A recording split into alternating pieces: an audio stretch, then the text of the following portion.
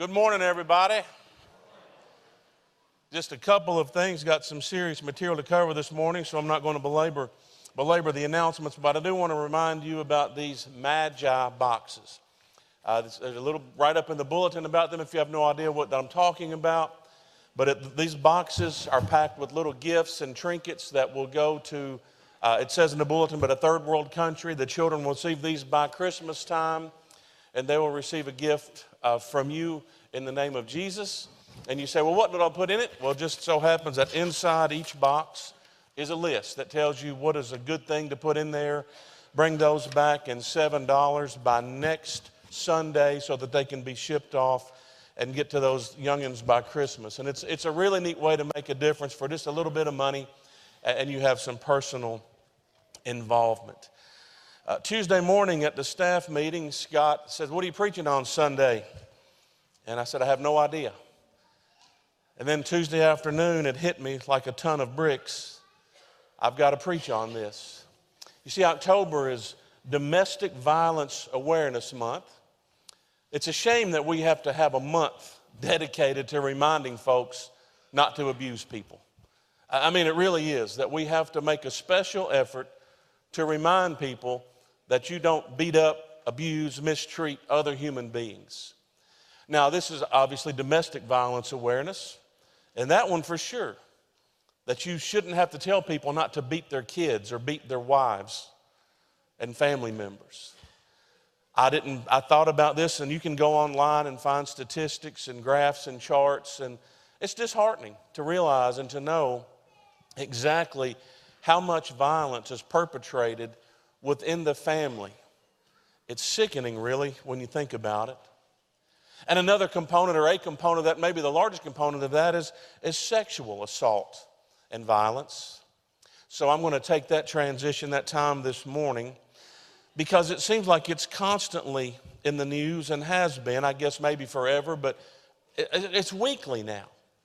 And if you think back some 20 years ago, that's the first time I remember, really, because it was such a big deal, was the Bill Clinton scandal. And for the last several years, we've had a continual reminder of the Roman Catholic Church sexual abuse scandal. And then there's Bill Cosby, America's father. It's amazing when you hear someone of that stature. Bill O'Reilly, Jerry Sandusky, a college football coach at the highest level, and I think he was charged with 52 counts, 52 times he took advantage of young boys. More recently, Roger Ailes, the United States women's gymnastics team, assaulted and abused by their medical doctor. Teenage girls assaulted by a man that they should have been able to trust. Weekly, almost, you see a story on a college campus where a young lady is assaulted at a party, a frat house, a team gathering of some sorts. This week, the one that brought this all to the forefront is the Harvey Weinstein episode. I'm sure you've seen the story there. And as much as it's in the news and it's other places, I want to tell you it's right here. That's why this is important. That's why it's significant. It's right here in Athens, Alabama. And it's right here in these pews this morning. Statistically speaking, just purely statistically speaking, there are women here this morning who have been abused, assaulted, harassed. Statistically speaking, there are men here this morning who have been a part of that, who have been perpetrators of that kind of activity. You see, it happens to married women and single women, young women, old women, even children. It happens to white women, black women, Hispanic women. It happens to rich women and poor women. It happens to women who work in the blue-collar workforce, women who work in the white-collar workforce, and stay-at-home moms.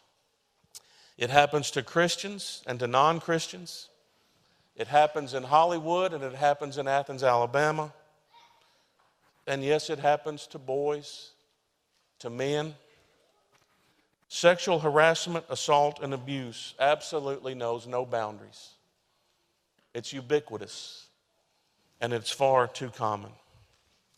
So really what prompted me to go this direction this morning is, if you're on social media, as Matt said, and a good number of us are, the Me Too campaign that kicked off, I believe it was about this time last week, based upon the Harvey Weinstein scandal and the number of women, professional women, famous women, who have come forward now and said that I too was a victim of his.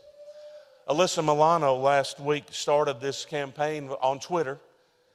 If you've been assaulted, harassed, abused, raped, tweet Me Too. And it's caught on like wildfire. It's gained momentum. The movement's been around for several years, maybe even a couple of decades, where there's been problems that have been raised, but now it's common knowledge because the celebrities have taken this and are running with it. Millions of women have now hashtagged Me Too on Twitter and Facebook. Some men and boys have as well, but I've got pretty much one topic in mind today. So Tuesday when it hit me, this has got to be addressed, I just went on Facebook and asked if there were any women who would privately share a story with me. You might think, well, that was dumb. Nobody's going to do that. I'm here to tell you they did. They did. Stories came in my box. Some were from people that I know well. A few from folks I don't really know. They're just Facebook friends. A couple, basically complete strangers, who wanted to share their story. Who said things like, I've never shared my story before. Only a few people know about this. But I'm so happy that you're addressing this. And if this can help other people, I want to tell you my story. Now,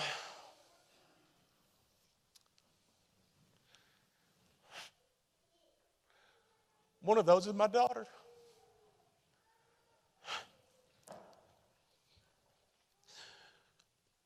While I was typing my request for people to send me stories, she was on Facebook with her Me Too story. I thought I could make it. I had no idea. It happened while she was in college, a Christian college, where you send your kids to be safe. And she told me her story. Now it's personal. Now it's personal. Sorry. It's perpetrated. And these are real life stories, folks, from my friends and my Facebook friends and some sitting in this audience. It's perpetrated by husbands. And you say, well, husbands can't sexually abuse their wives. They're married. And I'm here to tell you they can. Fathers, I cannot fathom a father doing this. A stepfather and the child goes to her mother and says, your husband did this to me, and the mother doesn't believe it and allows it to continue. It's perpetrated by grandfathers, cousins, uncles, family friends whom you would never think would do anything to one of your own children, bosses, teachers, coaches, patients. My wife has been a nurse for a long time, and she has told me, and you nurses can tell you this, you can share your stories too, and you just kind of shrug it off, but you've got men laying in nursing home beds and hospital beds and hospice beds who were still saying inappropriate things, who are still trying to get their hands on these nurses, touching them inappropriately. And you kind of shake it off, whether they're out of their mind or they don't know any better, or he's a cute little old fella, he didn't mean any harm. But it's unacceptable. And the reason they're doing that when they're 80 is because they've been allowed to do it since they were 13. And nobody's ever told them that it wasn't appropriate. Nobody's ever stood up to them. And folks, it happens at the hands of church folks.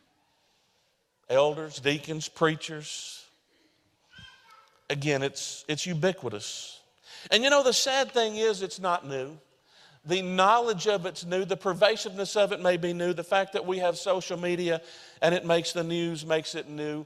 And now the fact that celebrities are talking about it makes it widespread. And now hopefully it'll gain some momentum and some traction and people will begin to think differently and change the way we view these things.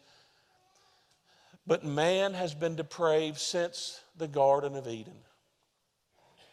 I'm just going to read this story. It's hard to believe this is in the Bible. I normally wouldn't read this many verses consecutively, but I don't want you to think I'm adding anything in. This is inspired writing. 2 Samuel chapter 13. In the course of time, Amnon, son of David, fell in love with Tamar, the beautiful sister of Absalom, son of David. Well, it just so happens she was his half-sister. Amnon became so obsessed with his sister Tamar that he made himself ill. She was a virgin, and it seemed impossible for him to do anything to her. Now, Amnon had an advisor named Jonadab, son of Shemaiah, David's brother. Jonadab was a very shrewd man. He asked Amnon, "Why do you, the king's son, look so haggard morning after morning? Won't you tell me?" Amnon said to him, "I'm in love with Tamar, my brother Absalom's sister." "Go to bed and pretend to be ill," Jonadab said. "When your father comes to see you, say to him, 'I would like my sister Tamar to come and give me something to eat. Let her prepare the food in my sight so I may watch her and then eat it from her hand.' So Amnon lay down and pretended to be ill. When the king came to see him, Amnon said to him, 'I would like my sister Tamar to come and make some special bread in my sight so I may eat it from her hand.' David sent word to Tamar at the palace, 'Go to the house of your brother Amnon and prepare some food for him.' So Tamar went to the house of her brother Amnon, who was lying down. She took some dough, kneaded it, made the bread in his sight, and baked it. Then she took the pan and served him the bread, but he refused to eat. 'Send everyone out of here,' Amnon said, so everyone left him. Then Amnon said to Tamar, 'Bring the food here into my bedroom so I may eat it from your hand.' Tamar took the bread she had prepared and brought it to her brother Amnon in his bedroom. But when she took it to him, he grabbed her and said, 'Come to bed with me, my sister.' 'No, my brother,' she said to him, 'don't force me. Such a thing should not be done in Israel. Don't do this wicked thing.' 'What about me? Where can I get rid of my disgrace? And what about you? You would be like one of the wicked fools in Israel. Please speak to the king. He will not keep me from being married to you.' But he refused to listen to her. And since he was stronger than she, he raped her. Then, get this, then Amnon hated her with more intense hatred. In fact, he hated her more than he had loved her. Amnon said to her, 'Get up and get out.' 'No,' she said to him, sending me away would be a greater wrong than what you've already done to me.' But he refused to listen to her. He called his personal servant and said, 'Get this woman out of my sight and bolt the door after her.' So his servant put her out and bolted the door after her. She was wearing an ornate robe, for this was the kind of garment virgin daughters of the king wore. Tamar put ashes on her head and tore the ornate robe she was wearing. She put her hands on her head and went away, weeping aloud as she went." You know what? That's terrible. That is about as sordid of a story as you can see. And the sad part is, it's not that uncommon. The sad part is that this young man had someone help him devise a plan to rape his sister. The Bible goes on to say that David was furious, but as far as we know, he never actually punished him. Absalom, Amnon's half-brother and Tamar's full brother, 2 years later kills him. So he gets what he deserves in the long run. But this is kind of the thing that's going on. And there are a couple of other stories I don't want to share anymore. But I want to go one more to the New Testament. Now, John chapter 8, a story you're familiar with. John chapter 8, beginning in I'm going to start in chapter 7:53, actually. Then they all went home, but Jesus went to the Mount of Olives. At dawn, he appeared again in the temple courts where all the people gathered around him, and he sat down to teach them. The teachers of the law and the Pharisees brought in a woman caught in adultery. They made her stand before the group and said to Jesus, "Teacher, this woman was caught in the act of adultery, and the law of Moses commanded us to stone her. What do you say?" They were using this question as a trap in order to have a basis for accusing him. But Jesus bent down and started to write on the ground with his finger. When they kept on questioning him, he straightened up and said to them, "Let any one of you who is without sin be the first to throw a stone at her." Again, he stooped down and wrote on the ground. At this, those who heard began to go away one at a time, the older ones first, until only Jesus was left with the woman still standing there. Jesus straightened up and asked her, "Woman, where are they? Has no one condemned you?" And she said, "No one, sir." "Then neither do I condemn you," Jesus declared. "Go now and leave your life of sin." I read that story as kind of a contrast to say, or maybe another illustration in the contrast to say, you've heard this story a zillion times and you've asked the question, how many people does it take to commit adultery? It usually takes 2 people to commit adultery. I would almost be willing to say it takes 2 people 100% of the time. But only one person is brought into this story. It was the woman. The woman was dragged, apparently still in the condition that she was in, possibly even without clothes on, naked. She was forced to stand before the crowd in her condition, and she was accused, threatened to be killed, used as a pawn in the game. This is, unfortunately, typically the way women are treated, even today. But it's not the way Jesus treated her. See, that's the transition that takes place when you become a Christian, when you live under Christian principles, is you treat people differently. You treat them with respect. And Jesus elevated the status of women and gave them rights, gave them value that they had not been privy to in many cases, most cases, throughout the entire history of the world. We live as Christians. We are followers of Christ. We should follow his example. One of the common questions when this thing comes up is, why don't women tell? Because again, my daughter's situation was over 6 years ago. A couple of her friends knew because they were there. And sometimes when you hear this, well, if it's that terrible, why didn't somebody report it then? I think they're making this stuff up because if it was really that bad, they would have said something, they would have done something. No, they don't. Number one is the shame and embarrassment of the situation. I cannot believe this happened to me. I can't believe I allowed this to happen to me. I might even be responsible for this happening to me, is the mindset of many women. They're embarrassed, they're ashamed. How do you tell, as my daughter said, how do you tell your dad? How do you tell your husband, your future husband? I don't understand it, but it's a mentality mindset, a victim mentality that kicks in. And the biggest reason is fear.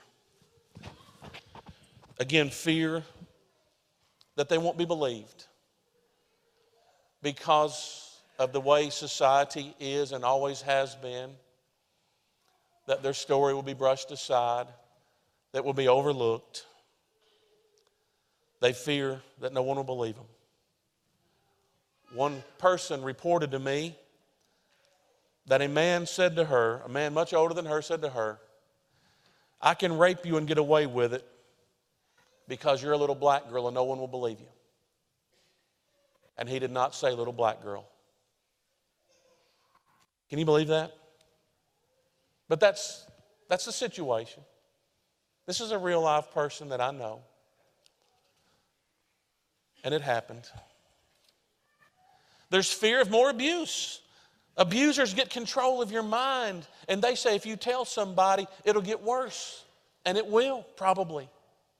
So they control your mind, and they make you think, again, in your head that you are the problem, it's your fault, you deserved it, and then they threaten you with more abuse. There are some people who don't tell or are encouraged by their family to not tell because it'll hurt the family name. We're a prestigious family. We're a Christian family. Your daddy's the preacher. Your daddy's an elder. And if you go out and tell this happened, what are people going to say? My daughter was about to graduate from a Christian college, and she was afraid if she told that she would not get to graduate because she was in the wrong place with the wrong type of people. That was a genuine fear that her 4 years of college would be nullified by being in the wrong place at the wrong time. Some don't tell because they might lose their job. A very real threat. And for a woman who needs her job, it's not an option. And then there's kind of the culmination of the whole deal is the process of reporting a crime like this. You have to have the proof. You have to have the documentation. If it's an actual rape, you have to go to the hospital and submit to a rape kit, which increases the humiliation, the degradation. And then if you've ever seen some of these trials on the news, it's brutal. And a lot of women don't want to go through this. Justice is too hard to get. It's too far down the road. So let me just put it behind me, and I'll try to get on with life best I can. You say, well, why would a woman not leave an abusive relationship? Well, many stay for the sake of the kids. They've got kids at home. If they leave and take the kids, there's going to be issues. If they leave and leave the kids, they fear for the safety of the children. They stay and take it. Many simply can't afford to leave. That's, again, the condition of many women is they're dependent upon the husband to be the provider.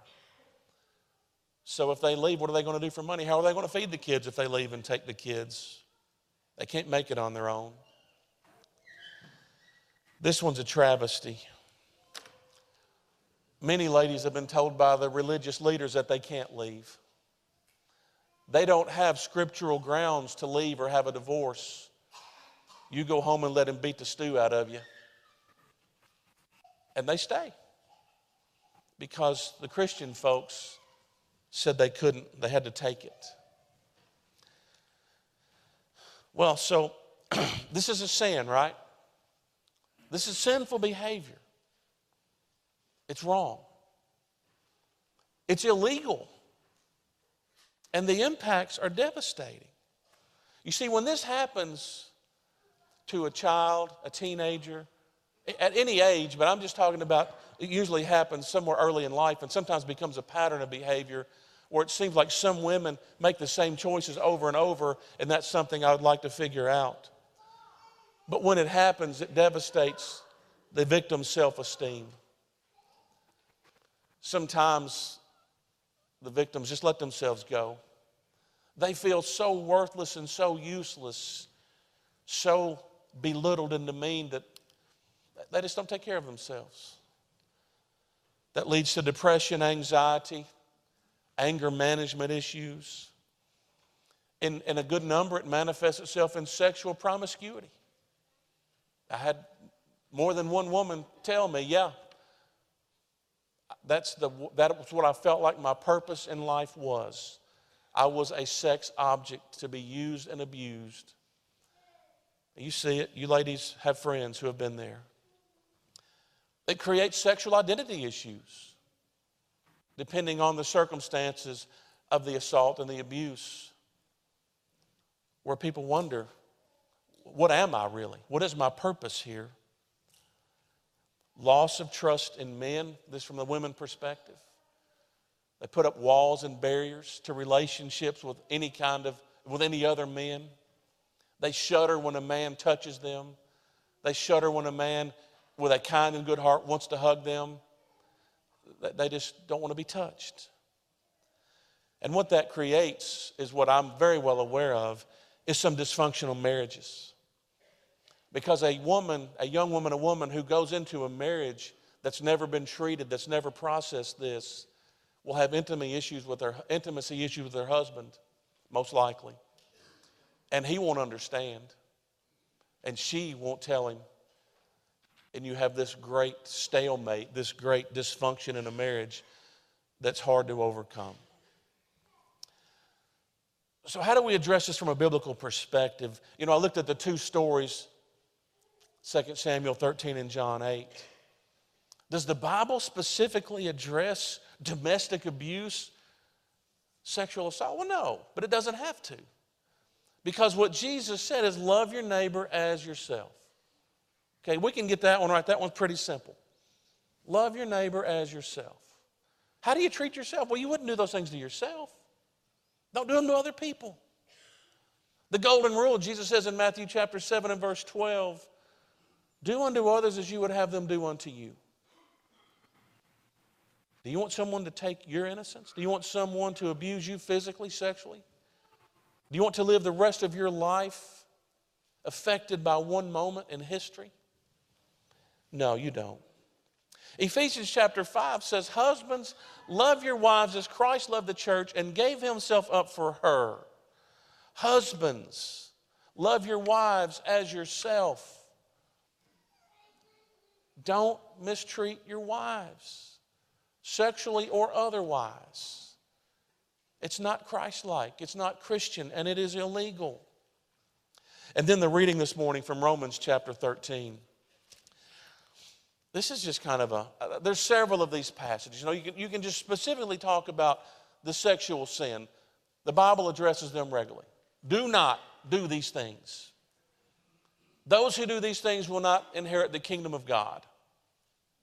Sexual immorality, sexual promiscuity, adultery, fornication, homosexuality. But in Romans 13, as Paul's closing the letter out, he reminds them that Jesus is coming back. Essentially, in so many words, the day of our salvation is closer than when we first believed.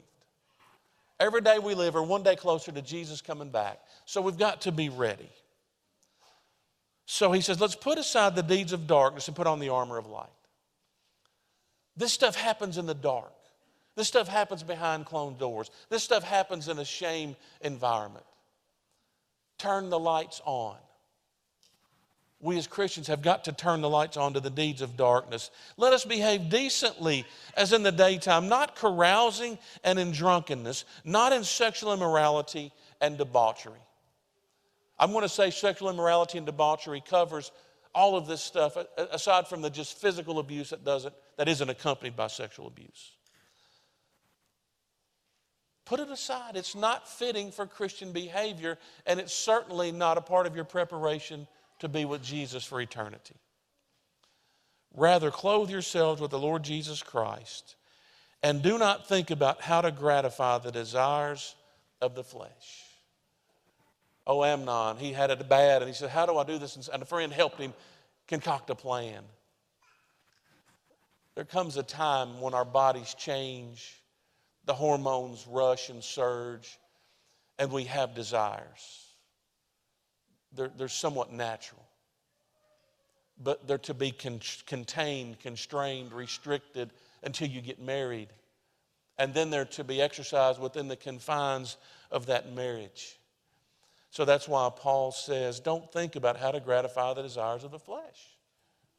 Occupy your mind with other things. Bottom line, it's simply not how you treat people created in God's image. And that's everybody. Couple more points. Ladies that are here this morning, that are watching live and that will watch, I'm sorry this happened to you. It's devastating. If you have been, it's not your fault. And no, you did not deserve it. No matter what anybody says, you didn't deserve it. So if you're one of the ladies that's still carrying this burden around, and you will for the rest of your life, please get help. please, I don't even know where to send you at this point, but I'll find a place if you want to talk to me that can help you work through this. If you're currently living in an abusive relationship, leave. He ain't going to change. If you're not ready to leave, we'll give him one more try. Call the police. File a report. Take pictures. And that way when it happens again, there's no doubt you have evidence. This one comes from a lady, and she says, I want you to tell this. I want you to say this. She says, tell the ladies to stop being mean to each other.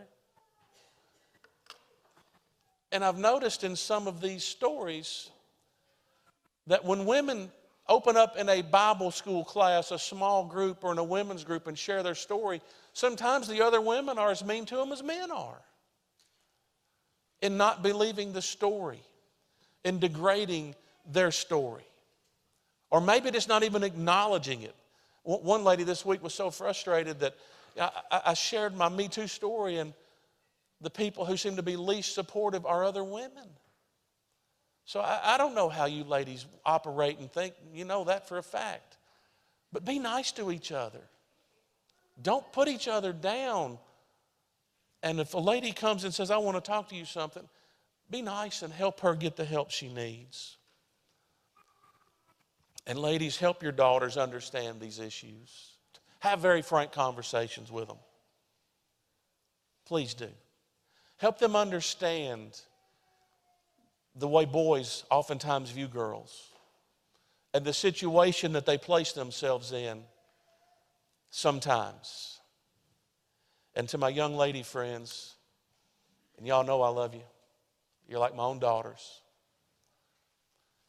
If you're dating a boy and he's not treating you like a princess, put him on the curb right now.